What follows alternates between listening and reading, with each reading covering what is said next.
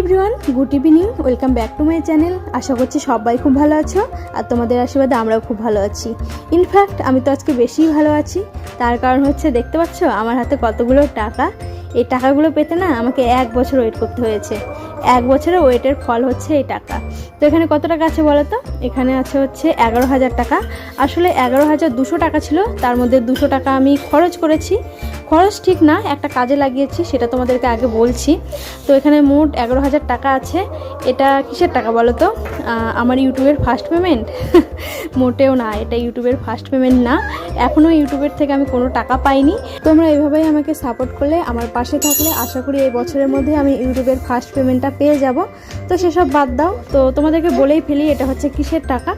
এটা হচ্ছে আমাদের প্রতি সপ্তাহে মানে রবিবার করে 200 টাকা করে একটা সমিতি, অনেকে কিস্তি বলে, যে যা বলে জানি না, আমরা তো কিস্তিও বলি, অনেক ক্ষেত্রে সমিতিও বলি। তো একটা বই করা হয়েছিল। তো ওই বইটা জানুয়ারি মাস থেকে শুরু করা হয়, আবার জানুয়ারি মাসে মানে 1 বছর পর ভাঙে। তো আজকে ভেঙেছে। তো 200 টাকা করে যেহেতু করা হয়েছিল, 1 বছরে 11,000, 10,000 মতো হয়তো জমেছিল, তার মধ্যে সুদ টুদ দিয়ে 11,200 টাকা হয়েছে। তো 200 টাকা আমি কিস্তির ওখানে দিয়ে এসেছি, মানে আবার নতুন করে বই করা হলো, আবার সামনে বছর ভাঙবে। তো এই হচ্ছে এই টাকার রহস্য। এটা হচ্ছে ইউটিউবের ফার্স্ট পেমেন্ট না। জানি না কবে পাবো, অনেক আশা নিয়ে আছি। যেদিন পাবো সেদিন তো আমার থেকে খুশি আর কেউ হবে না। মানে 3 বছর থেকে ইউটিউবের পেছনে খাটছি, এখনও কোনো আশা নিশা নেই।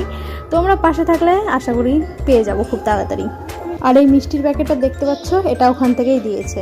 আজকে যেহেতু সানডে, হাজব্যান্ড বাড়িতেই আছে, আর মেয়ে তোর বাবাকে পেলে কাউকে লাগে না, এমনকি আমাকে পর্যন্ত ইগনোর করে। মানে সারাদিন আমি খাওয়াবো, পড়াবো, ঘুম পাড়াবো, সব কাজ করব, কিন্তু মেয়ের চোখের মণিকে ওর বাবা। তো রাতে 8:30 বেজে গেছে, আমি চলে এলাম রান্নাঘরে রান্না করতে শুধু ভাতই করব। তরকারি যা করেছিলাম দুপুরে ওগুলোই আছে, শুধু একটু গরম করে নিতে হবে। তো আজকে রান্না করেছিলাম ছোট মাছের চচ্চড়ি আর মাছের ঝোল। কালকে না আমাদের বাড়ির সামনে মাঠে গোপালের পিকনিক আছে। তো আমিও অনেক আশায় ছিলাম যে আমিও যাব আমার গোপালকে নিয়ে। আমার যেহেতু পিতলের গোপাল নেই, মাটির গোপাল নিয়েই যাব। মানে যার পিতলের গোপাল নেই সে মাটির গোপাল নিয়েও যেতে পারবে পিকনিকে। কিন্তু শাশুড়িমা বারণ করে দিল, কারণ আমার ভাসুরের যে ছেলে হয়েছে এখনও 11 দিন হয়নি, আমাদের শুদ্ধ হয়নি এখনও। তো সেই জন্য আর করা যাবে না, মনটাও খুব খারাপ হয়ে গেল।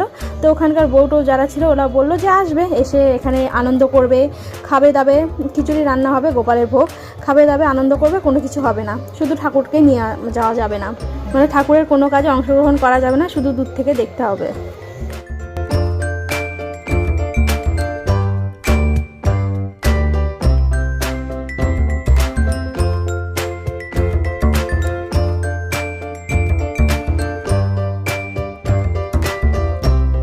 ভাতের উতলানি চলে এসেছে, একটু পরেই নামিয়ে নেব।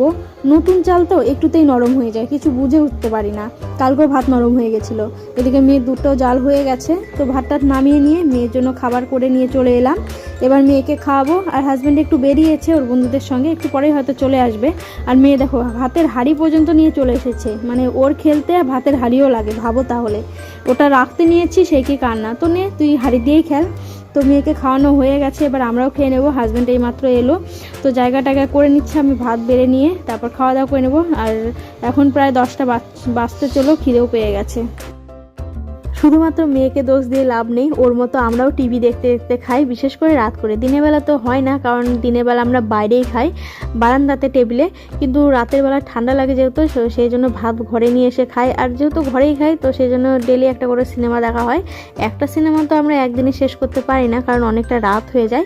একটা সিনেমা 2-3 দিন দেখে তারপর শেষ করি। তো এর আগে একটা সিনেমা দেখেছিলাম 12 ফেল, ওটা আজকে শেষ করে নতুন একটা সিনেমা লাগানো হয়েছে। আজকে দেখছি হচ্ছে মনস্টার। এই বইটাও আশা করি 2-3 দিন লেগেই যাবে। তো খাওয়া দাওয়া করে উঠে আমি মাথায় তেল দিচ্ছি। হাজব্যান্ডকে বললাম যে একটু দিয়ে দাও, তো ও দেবে না। কারণ কি বলো তো, কালকে ও মাথায় তেল দিয়েছে, আমি দিয়ে দিই নিজে, তো সেই জন্য ও আজকে আর আমাকে দেবে না। আমাদের মধ্যে ব্যাপারটা কি বলো তো, যে কোনো জিনিস সমান সমান। আমি যদি ওকে তেল দিয়ে দিতাম কালকে, ও আজকে দিয়ে দিত। আমি যদি ওর পা টিপে দিই, ওকেও আমাকে মানে আমার পা টিপে দিতে হবে। আমি যদি আজকে বিছানা করি, কালকে ওকে করতে হবে। এরকম করে আমরা চলি। 2 মাসের মতো হলো আদিবাসী হেয়ার অয়েলটা ইউজ করতে। বেশ ভালোই চুল ওঠা একটু কমেছে, একবারে যে কমে গেছে তা না, একটু কমেছে। আর এদিকে আমরা দুজন টিভি দেখছি, আর মেয়ে কোথায় বলো তো? পাশের ঘরে মেঝেতে বসে একটা বই নিয়ে পড়াশোনা করছে। ও কখন কি মনে হয় বারবার ডাকছি যে এখানে আয়, খাটের উপর বসে কর। মানে ঠান্ডার মধ্যে টাইলসের উপর বসেও পড়ছে, ভাবো তাহলে। তো যাই হোক, একটু পরে শুয়ে পড়বো, মাথায় তেল দেওয়া হয়ে গেলে শুয়ে পড়বো। আর দেখো 11টা বাজতে চললো, অনেকটা রাত হয়ে গেছে।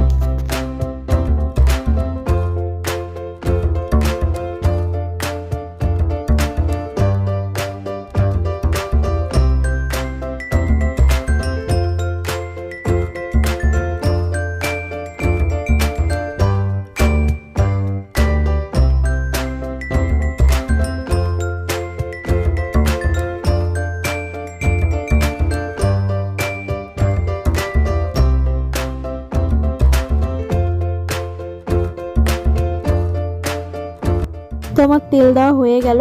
এই তেলটা দিয়ে কি বলো তো, 10 মিনিট ভালো করে ম্যাসাজ করতে হয়। তো এখন বিছানা করব, অনেকটা রাত হয়ে গেছে, ঘুম পাচ্ছে। আর আজকে সকালে যেহেতু হাজব্যান্ড বিছানা তুলেছে, তো সেই জন্য রাতে আমাকেই বিছানা করতে হবে, এটাই হচ্ছে আমাদের রুলস। আর মনস্টার সিনেমাটা এত সুন্দর না, মনে হচ্ছে গোটা সিনেমাটা দেখে ফেলি, মানে এতটা সাসপেন্স। কিন্তু দেখলে হবে না, 11টা বেঁচে গেছে, এই সিনেমাটা এখনো 1 ঘন্টা বাকি আছে। 12টার সময় যদি ঘুমায় সকালে কখন উঠবো বলো? এমনিতে সকালে উঠতে অনেকটা দেরি হয়ে যায়। উঠে দেখি বেশিরভাগ দিন শাশুড়িমায়ের বাসি কাজ হয়েই যায়, তখন এত খারাপ লাগে। মাকে বলি যে একটু দেরি করে উঠবে, মায়ের আবার ঘুম হয় না জন্য তাড়াতাড়ি উঠে যায়। কিন্তু এদিকে আমার আবার ঘুমাতে ঘুমাতে অনেক রাত হয়ে যায় জন্য সকালে উঠতে ইচ্ছা করে না। মেয়ে এখন দেখো বিছানা ওঠার জন্য লাফালাফি শুরু করে দিয়েছে। তো মেয়েকে বিছানাতে তুলে এখন বিছানাটা ঠিক করে শুয়ে পড়বো। তো ঠিক আছে বন্ধুরা, আজকে ব্লগটা আমি এখানে শেষ করছি। আমার ব্লগটা যদি ভালো লাগে তো অবশ্যই একটা লাইক করো, আর কমেন্টে জানিও কেমন হয়েছে, আর আমার চ্যানেলকে অবশ্যই সাবস্ক্রাইব করো। তো আজকের মতো বাই বাই, গুড নাইট, সবাই খুব ভালো থেকো।